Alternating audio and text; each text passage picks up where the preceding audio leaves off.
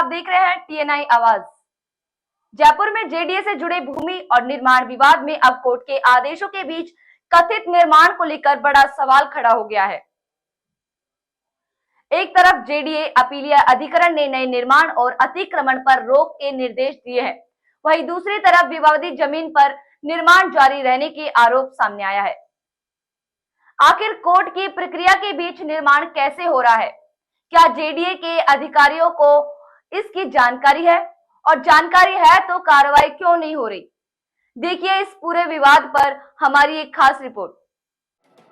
जयपुर में जेडीए से जुड़े भूमि विवाद ने अब नया मोड़ ले लिया है। मामला है अब्दुल सलाम बनाम जेडीए का, जिसमें जेडीए अपीलीय अधिकरण ने 6 अगस्त 2026 को महत्वपूर्ण आदेश जारी किया। विवादित खसरा नंबर 13/1 को लेकर जेडीए की ओर से अतिक्रमण, गेट लगाने, नींव खोदने और निर्माण किए जाने का पक्ष रखा गया था। इसी मामले में जेडीए ने 23 मई 2026 को धारा 72 के तहत नोटिस भी जारी किया था।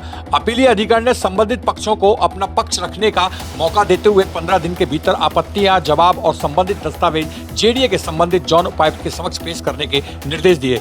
यानी कानूनी प्रक्रिया के तहत अब जेडीए को पक्षकारों के जवाब और दस्तावेजों के आधार पर आगे निर्णय लेना है। लेकिन इसी बीच सामने आ रहा कथित निर्माण अब पूरे मामले पर कई गंभीर सवाल खड़े कर रहा है, क्योंकि अधिकरण के आदेश में साफ तौर पर कहा गया है कि कानूनी प्रक्रिया लंबित रहने तक अपीलार्थी किसी तरह का नया निर्माण या अतिक्रमण नहीं करेगा। इसके बावजूद अगर विवादित जमीन पर निर्माण जारी है तो सवाल उठना लाजमी है, आखिर निर्माण किसकी अनुमति से हो रहा है? जेडीए के अधिकारियों को इसकी जानकारी है या नहीं? और अगर जेडीए को जानकारी है तो फिर कार्रवाई क्यों नहीं हो रही?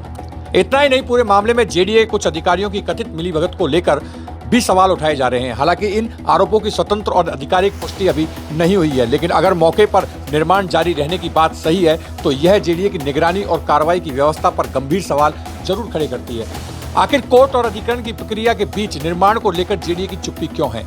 इसी पूरे घटनाक्रम से जुड़े मामले में राजस्थान हाईकोर्ट की जयपुर पीठ में भी 14 अगस्त 2026 को सुनवाई हुई। डीवी सिविल रिट याचिका संख्या 11182/2026 में हाईकोर्ट ने अगली सुनवाई तक अनुपालन रिपोर्ट पेश करने के निर्देश दिए हैं। रिपोर्ट पेश नहीं होने की स्थिति में संबंधित प्रभारी अधिकारी को व्यक्तिगत रूप से अदालत में उपस्थित होना होगा। मामले की अगली सुनवाई 15 सितंबर 2026 को प्रस्तावित है। अब सवाल सबसे बड़ा यही खड़ा होता है, क्या जेडीए 15 सितंबर की सुनवाई से पहले विवादित जमीन पर कथित निर्माण को लेकर कोई कार्रवाई करेगा?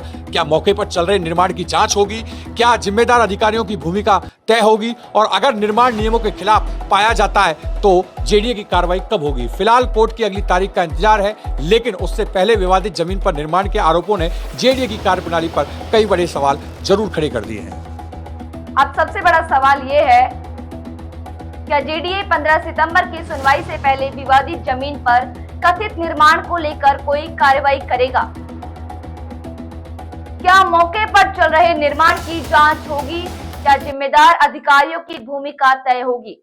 और अगर निर्माण नियमों के खिलाफ पाया जाता है तो जेडीए की कार्रवाई कब होगी?